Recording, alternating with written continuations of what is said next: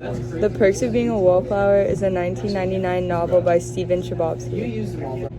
Warning, this novel contains themes such as rape, drug use, and mental health. If these topics greatly upset you, this may not be the book for you. This 224-page read begins with our narrator, Charlie, addressing the first of many letters. Dear friend, he writes at the start of each letter, those of which resemble diary entries given the lack of response. Charlie takes the time to fill us in on his life and what's happened recently.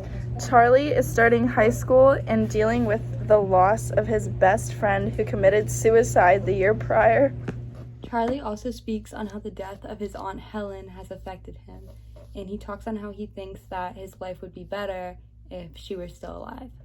Charlie begins high school, but he doesn't really have any friends. His sister is more concerned with her own friends and her boyfriend. His friends or acquaintances from middle school kind of think he's odd. And his older brother recently graduated the year before he went into high school. So Charlie is left mainly alone. Charlie forms a bond with his English teacher, Bill, who sees Charlie's brains and lends him books.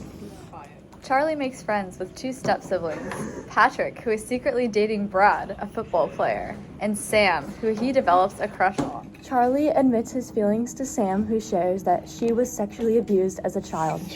Though she does not want to be in a relationship with Charlie, she kisses him to ensure his first kiss is from someone who loves him. Charlie sees his sister's boyfriend hit her and tells his teacher, who tells their parents.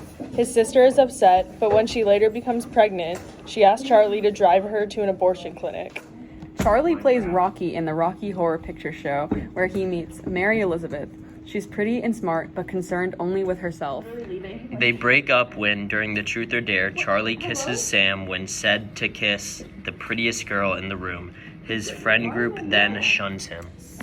Brad is out of school for a few days after his abusive father discovers his and Patrick's relationship.